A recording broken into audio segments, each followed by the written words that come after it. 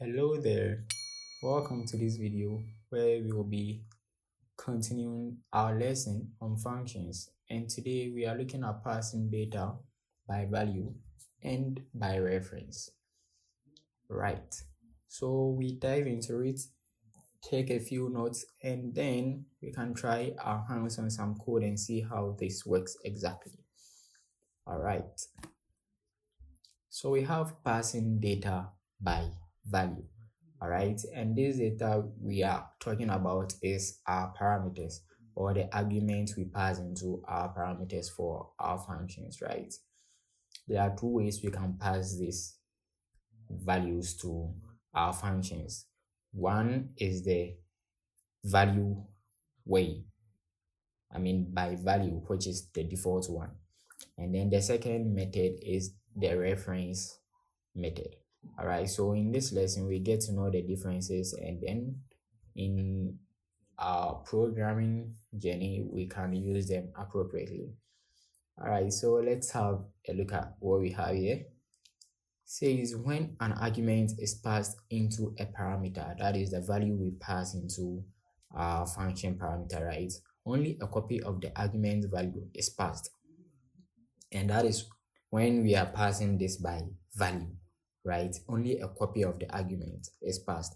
Changes to the parameter will not affect the original argument. So we have a function, example function. We can try this, what we have here.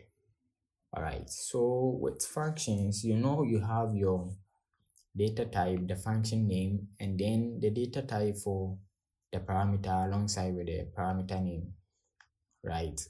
So whenever we are passing these parameters or arguments into our function, these things are done either by passing them by value or by reference. And what is the difference between them? With by value, we just make a copy of whatever value we want to pass and then put that into our function. Our function does not get the original thing. All right, so let's say let's have this. So let's say we have a storage here and a memory storage, and we have two here, and then we have a function, some sort of a function, and then we want to pass some parameter into the function. All right, so if we pass this parameter, this value, into the function parameter, if we want to do that, this is going to make a copy. All right, there is going to be a copy of this. So let's say 2 here, and then this copy is what will be passed into the function parameter. That is by value. All right, you just get a copy and then you use it inside your function, and then the original thing in memory will still be the same and wouldn't be affected by our function. All right, so let's use the change me function and let's see how this actually works. So let's dive right into our compiler and write some code here. So I'm going to take away this, and since we've already taken lessons on functions, function definition and function prototype, I'm not going to declare the function definition at the top. I'm going to do that down, and we can do the function prototype at the top. So let's say we have a function that changes a value to 0, right? So we call our data type saying void, and then change mean. Let's take in an integer value. Let's just do value. All right, and then we have this here. So what we are going to do is take in this value and then change it to 0.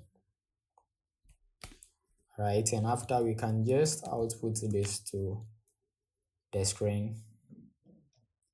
Right, so let's say the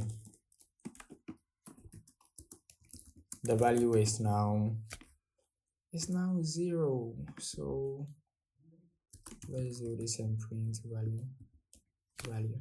Yes, and this is what we've been doing already. All right, you just write your function, put in your parameter, do whatever you have to do in your statements and all that. All right, so this is our function definition. Let's get our function prototype at the top. Then we can paste this here. Make sure you end with semicolon. Right, and let's come here into our main function and let's declare some variable as a number, and let's give it say value 2, so we can output this to the screen and see what we already have. Right, so let's output this number to the screen. Let's say the number in our main function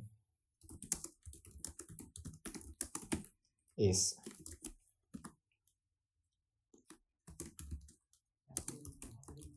number, right? So in here, what we expect to see is just 2, the same value. Make sure you end with semicolon. All right, so let's call our function now. Let's call our function, call the function to change the value of number, right? Yes, so let's call the function. How do we call the function? We can call the function by using the function name, and then we put in some arguments, right? So now our argument is going to be the number, just that. All right, and after that we can also print the value inside the main function again. So let's output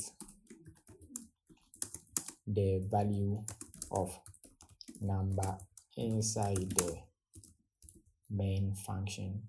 Output the value of number in main function again. All right, so let's go to our change me function and add some end lines about 2. Yeah, that should do. Yes, so whatever they are going to enter at the end of the day, we are just changing it to 0, and then we are going to output that to the user, and then we come back here and then we can output the message again after the number of the value of number after calling our function, right? So the number in main function after calling the change me function.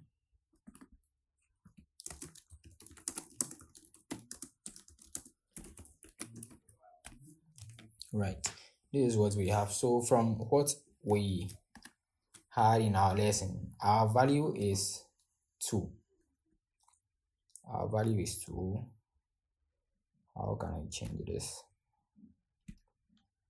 Yes, so our value is 2.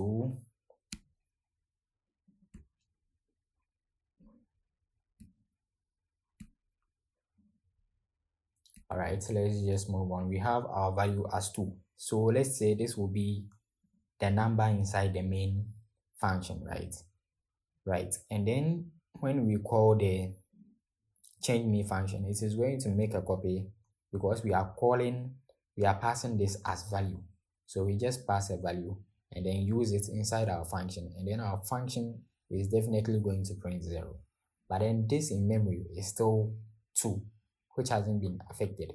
So if we output this again after calling the change me function, this has to be 2 in memory, because what we are outputting inside the main function is looking at what we have here. So let's go back and run this. We don't expect to have any errors, but let's run and see. So right,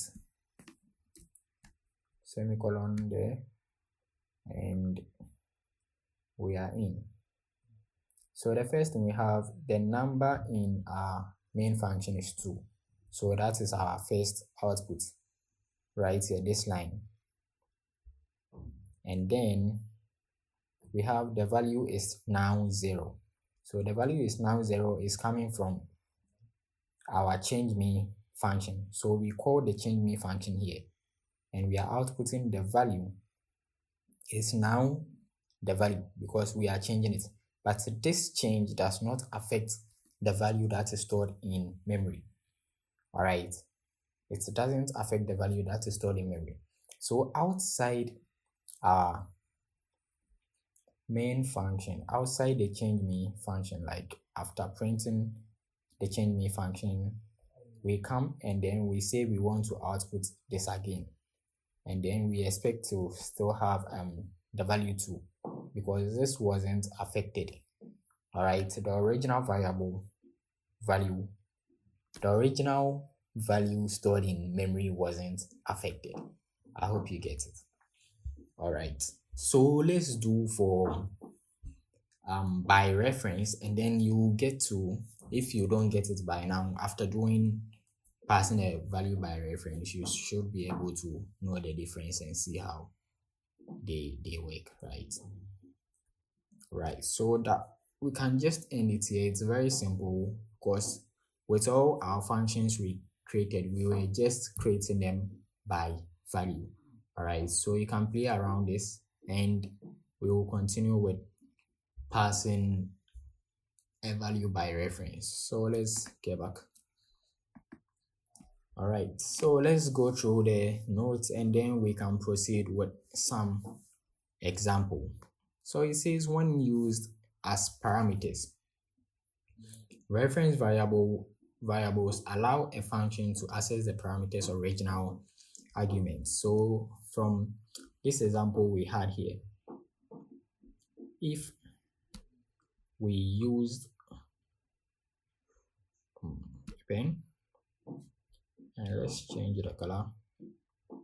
Does this work? All right, so right now if we are to pass this by reference, right, this is going to take the actual value in memory and then pass this thing into the parameter. All right, it's not going to make a copy. It takes the original value in memory, and whatever changes it makes, the function is going to make to the variable is going to affect this. After that value will be saved in here. All right, so that is by reference. And then this is for value where we have just a copy.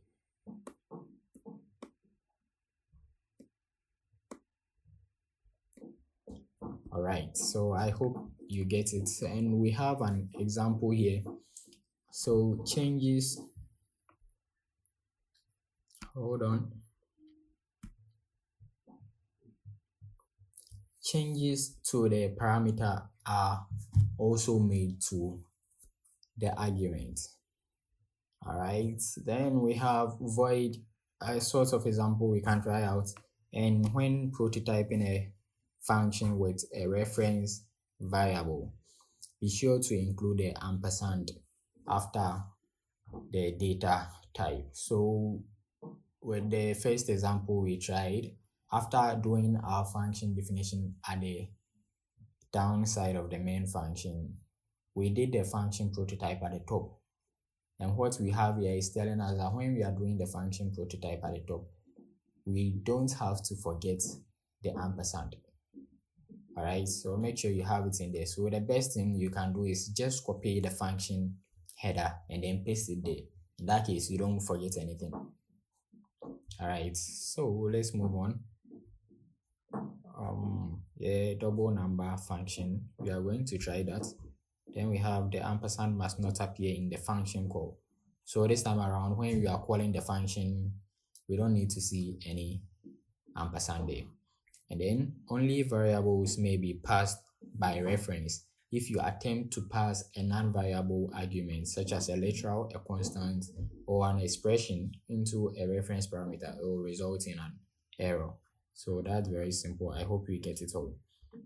So this is literally how we pass a value by reference. You need the ampersand symbol. All right, so you have your data type. Sometimes you can add an ampersand to the data type and then the parameter name will come, or you can do it this way where the ampersand is together with the parameter name, or you can do in the data type ampersand a space and then the name. That also works. All right, so let's get back into our compiler and create a function we can use for the passing argument by passing values by reference. So let's look at the name again, void double number. So we just need a function that is going to double a number. So let's do void double num, and then this time we are passing the value by reference. And if we are going to pass a value by reference, we need the ampersand symbol to indicate we want to pass this value as reference, right? Then let's go equal to, let's say, value or whatever name you want to give it, and we can have some, say, value equals value times 2, right? Or you can do value times equals to 2.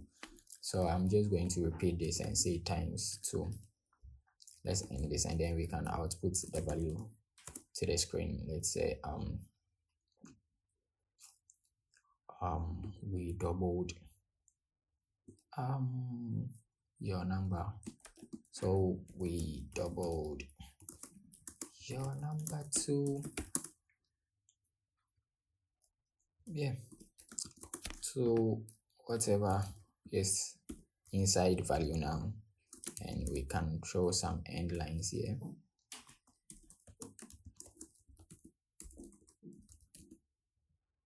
All right, I guess that's it. All right, so let's copy this, and then we can do the function prototype at the top. So let's place it right under change main. Let's end it, and then come into our function here. So now let's have a separator to separate the change main function and then the double number function.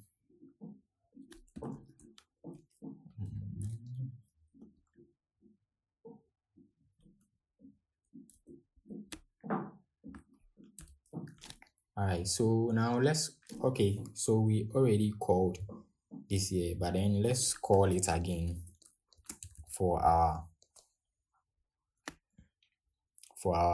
double number. All right, so let's say calling number before double function, double number function. Let's do that.